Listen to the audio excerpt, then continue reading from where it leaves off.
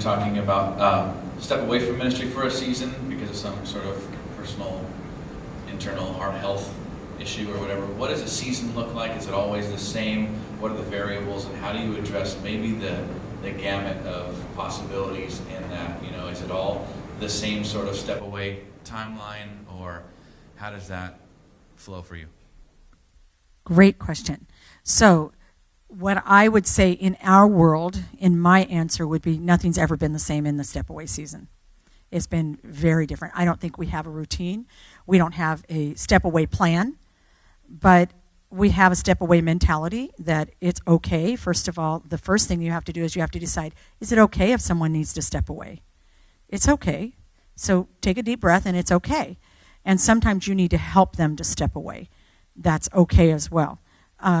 But what I would suggest, that the clear answer to what he asked me is that you create the step away plan for each individual.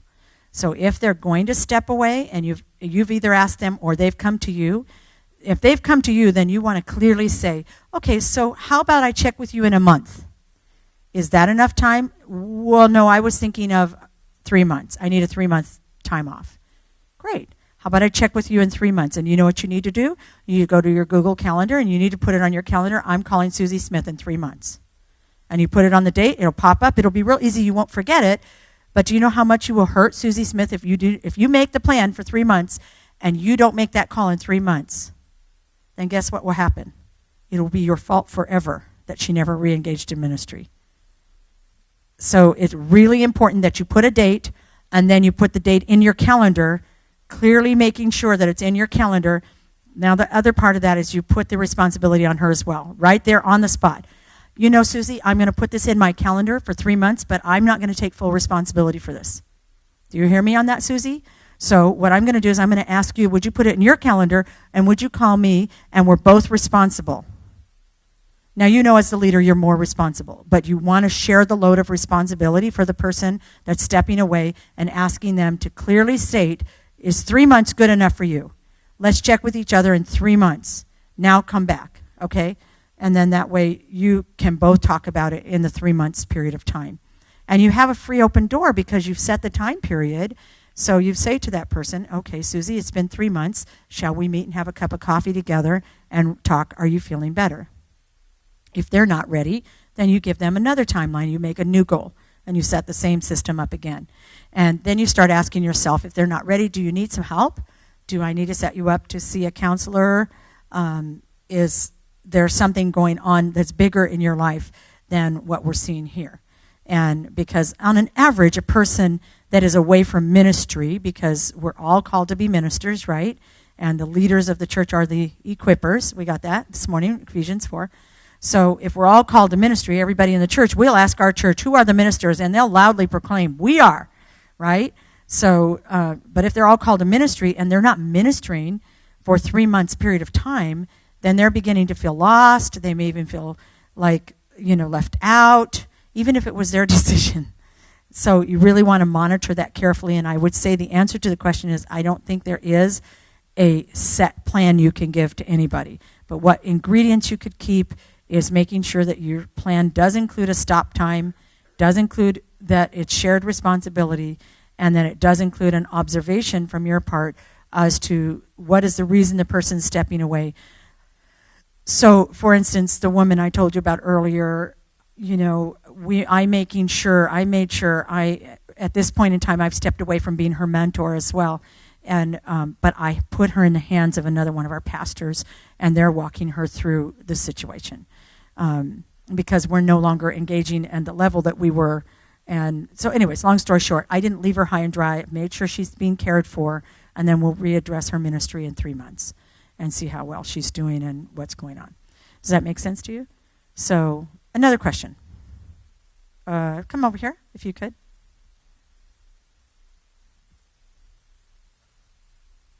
Question is about the special needs kids, and what do you do for them on Sunday school?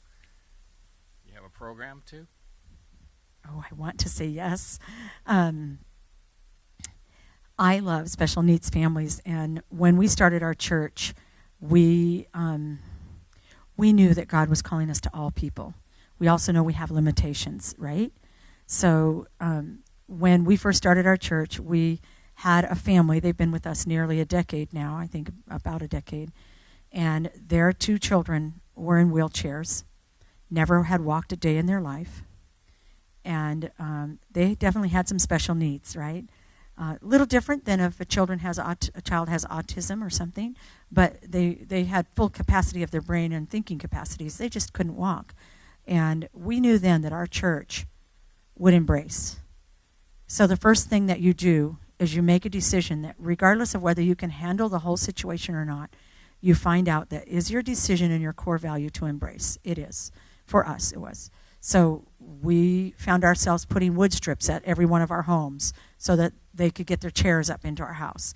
We found ourselves being very conscientious of how we could help make sure they had space in our very limited small facility. Now, one of them is in college now, and so he's not at our church as much because his college isn't about 45 minutes away, so he stays away a lot.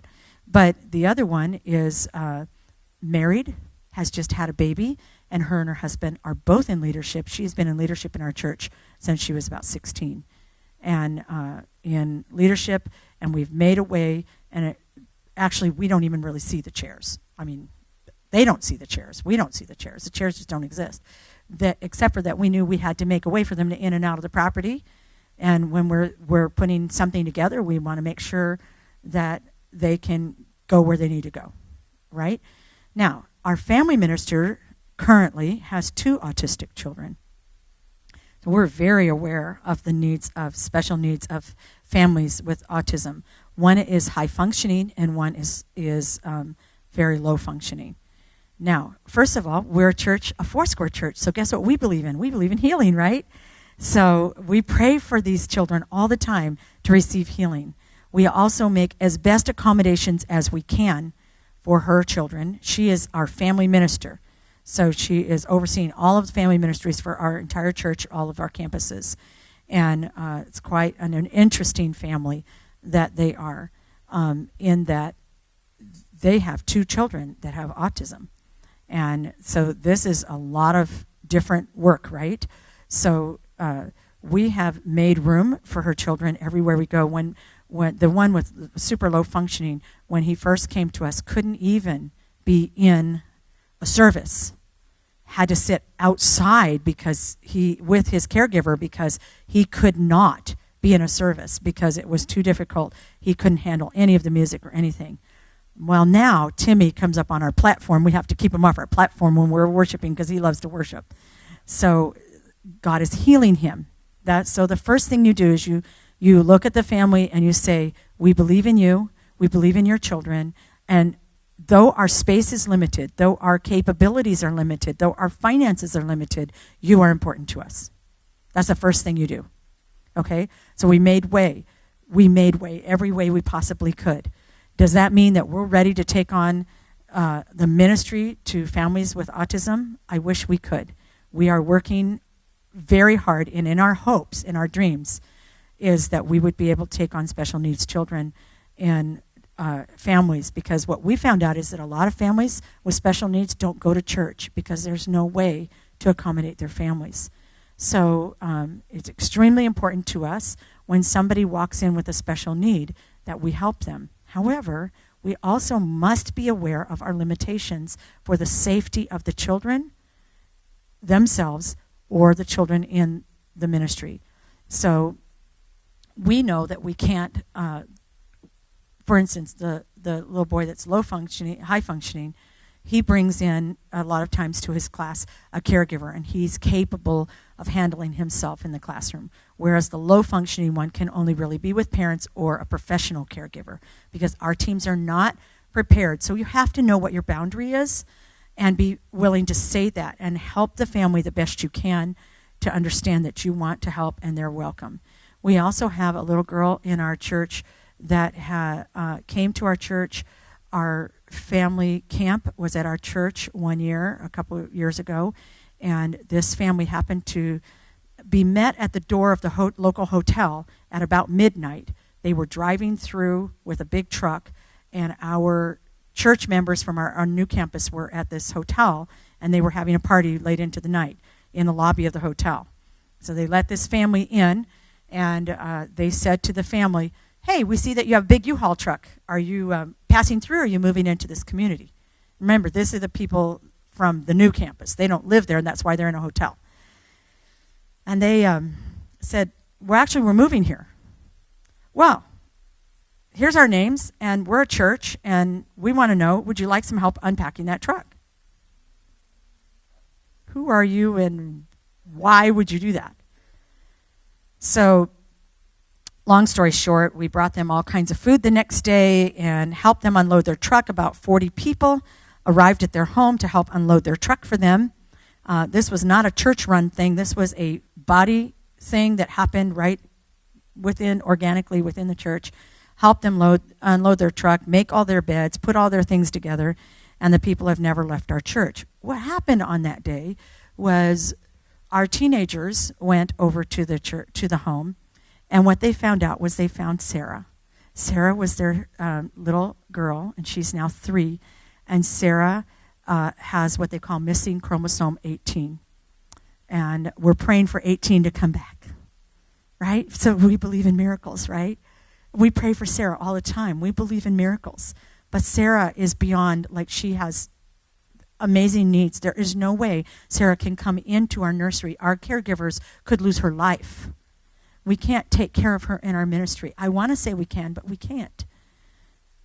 But what did we tell that parents on that day that we first met them? First of all, our teenagers sat around and said, can we hold Sarah? And they're looking like, who are you people? We're people who love Jesus. And we immediately love Sarah.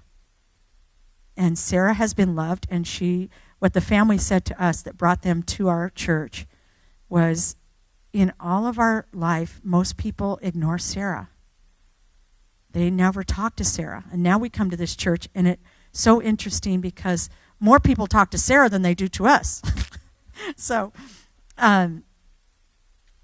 you have to show them that you care. But again, if your motivation is just to get another person in your church, that motivation will come through. It will leak. But if your motivation is really pure, that will leak. Motivation will always leak, right? So good motivation, healthy motivation that was trained and in totally part of our culture of our church leaked right out of our teenagers as they sat there that first day and held Sarah. Can we care for Sarah in our nurseries? No. It would be extremely dangerous. Can one of our families, sometimes I will go take Sarah for them and walk her around so they can sit in a service without Sarah? Sometimes the parents take turns. Sometimes they're life group leaders, so they have life group. These people are in our church now. Okay, she's one of the volunteers that comes on Wednesday and Thursday. Okay, so they know our limitation, but Sarah is welcome. The issue that we have is that special needs families are welcome, but we also recognize our legal and moral and practical boundaries that must be kept. That we cannot take Sarah or Timmy into our children's ministries because we're not capable. We're not qualified. We could harm these children or the other children. Does that help you? Other question? Here at this table?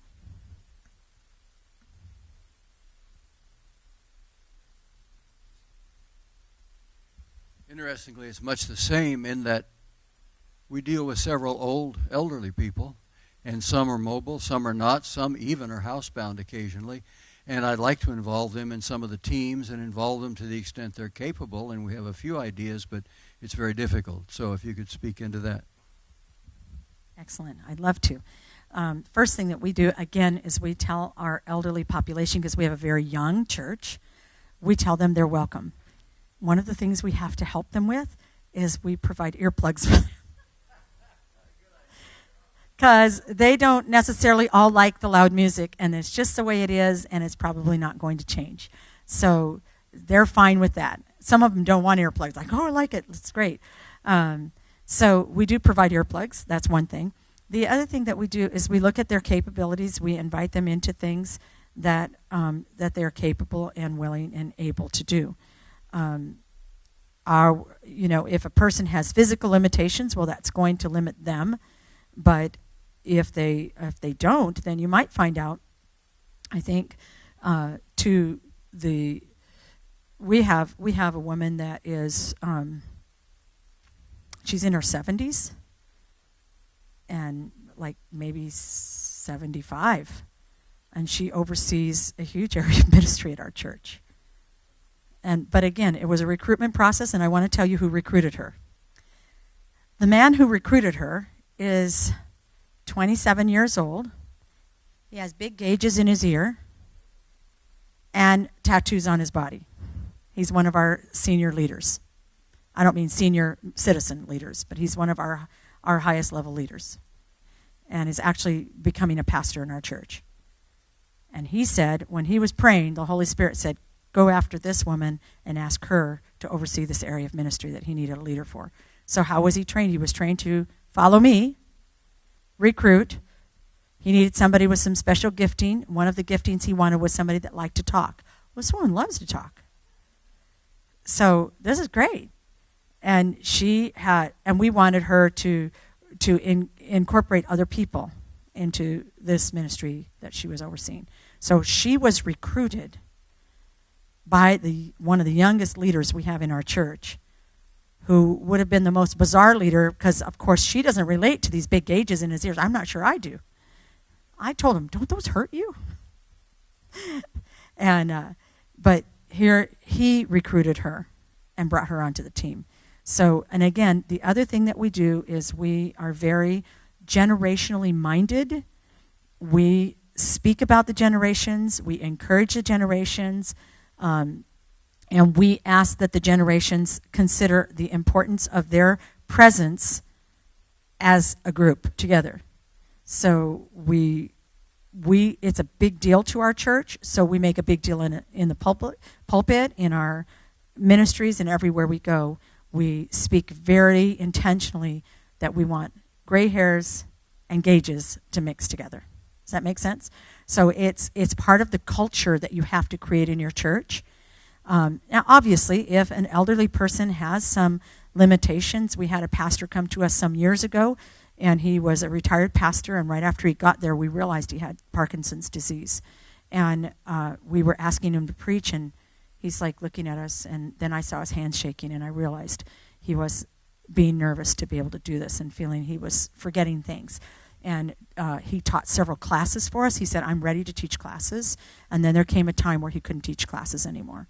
So you know that if they have a limitation, then help them walk through that limitation with grace and dignity.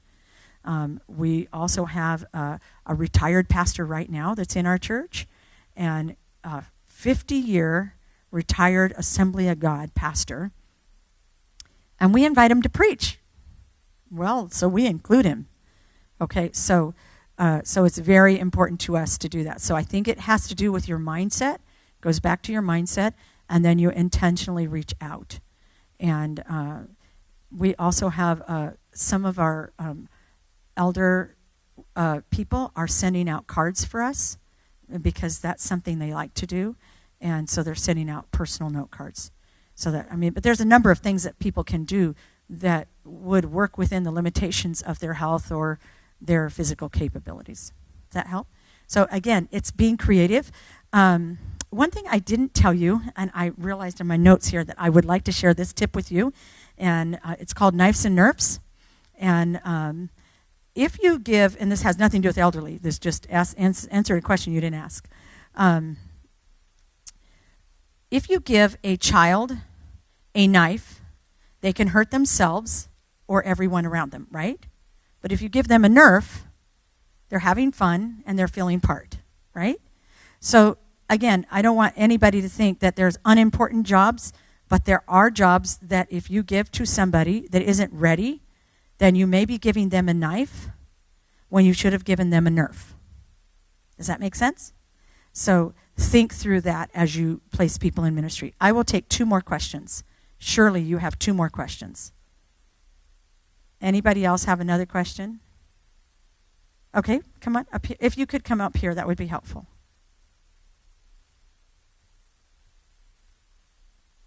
Do you give your basic, pastoral staff time off for vacations, sabbaticals, what's your time frame for that? Like,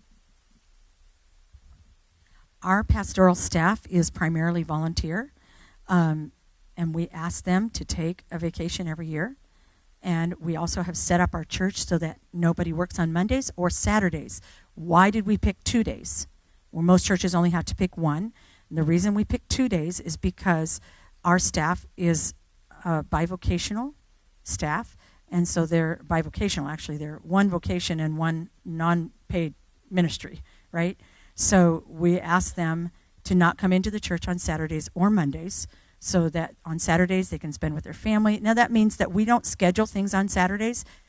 That's the guideline, not the rule. We would do this class exactly like this, and we would do it on a Saturday, but this is not a normal, we don't put anything as our normal routine on a Saturday morning. Our normal routines do not happen on Saturday or Mondays, so that our team can have time to clean their house, go to their kids' ball games, take care of family business, take care of errands, fill up their house with groceries, and on Monday, then they have Sabbath with their family. Some of them are working on Monday. That's why we give Saturday and Monday. Then we ask them all to take a vacation every year. And all we're asking our unpaid staff, all of our staff, is we don't care how long you take. We want you to tell us when you're taking it and schedule it.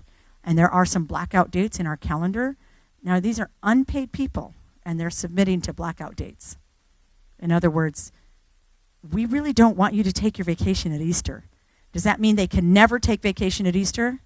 No, they may have a special circumstance, again, guideline, not rule, working with the person, helping them out.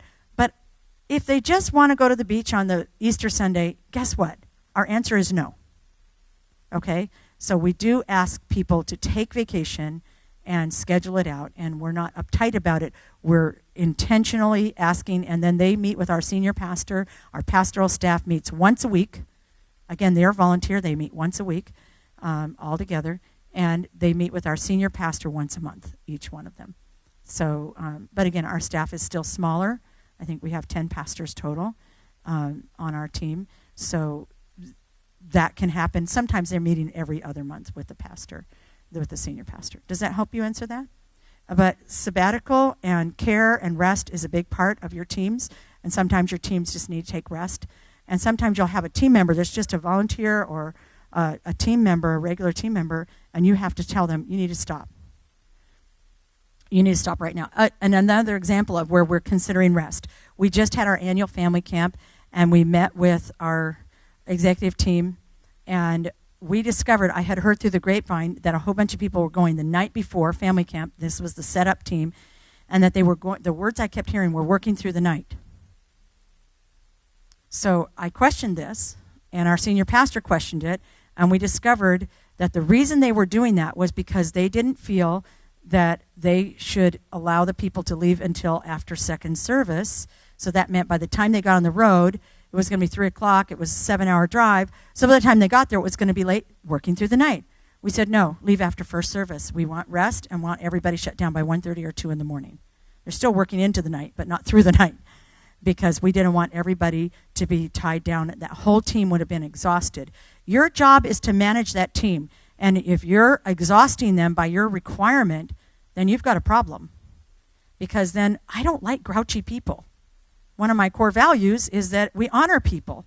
Well, if I stretch them to the point where they're exhausted, completely exhausted, and we work hard. Grace North works hard. Would you say, Rick? Grace North works hard. We work hard and we play hard. But listen, there are times where you need to stop that team and say, sit down, take a rest, take a load off your feet, and actually, I need you to not come to this meeting tonight. I need you to stay home. You're beginning to start to leak here, okay? So, one more question. You're at a table by yourself. Do you have a question? I thought she might. I was like, oh, I don't see her table answering the question. My question would be if you could maybe speak into percentage-wise, how much is invested into, you mentioned this kind of a core of mobilization that developed these systems that went into the application process, and even if you could mention too if that costs the actual process of having your application online. I'll do the best I can with that. She's asking, if you didn't hear it, how much percentage of time did we take? If I repeat your question wrong, raise your hand. How much percentage of time did we take to get the core process? Once you get your core application done, you're done with it. So spend a lot of time to get it right. I think we spent probably 6 weeks just meeting once a week, because how long can you meet in a meeting? We're all a volunteer team at that time. This was years ago. How long can we meet? And we actually haven't changed our application process since that time that I told you that I saw this woman sitting there for hours. And we worked through it. It took us about 6 weeks to sit and say, that can never happen in our church again. Okay? So now the thing that just happened to put it online, the operations person who's on our team said, hey, we have this wonderful program, and it could all be online. Are you good? I'm good. Well, we didn't need a team to do that. It was a technical detail. She and her team just put it online. They never changed one aspect of that, because that application process was vetted some years ago and still works very well. And we didn't actually change anything on our application process. So we put a lot of time into it up front, and it was worthy of the time we put into it up front. And it has worked for many years for us. That doesn't mean you shouldn't adjust it or check into it or look at it. We just haven't had to make a lot of adjustments. There have been some tweaks along the way, but very minor tweaks. Now, the second part of that question was the cost to the program. The cost of making it online is incorporated into the cost of the data and mobilization management software, or I call it software, but it's online access, okay?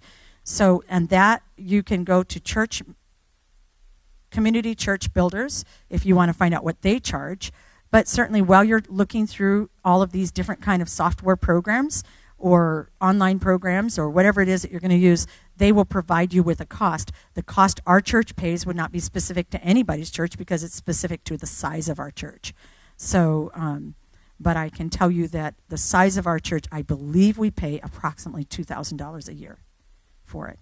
And it is a happy $2,000 that we pay for us. Maybe it wouldn't be for you, but it is for us. So, but again, I think you weigh out what you're paying for things like our online university. We pay for our online university. We have a connection, so we're paying a very low cost for it. We probably couldn't even afford it if we didn't have a connection. But again, look for all your connections and use them. Use them well. Amen? It's been a pleasure to talk to you and to share with you, and I hope this information is helpful to you. Thank you.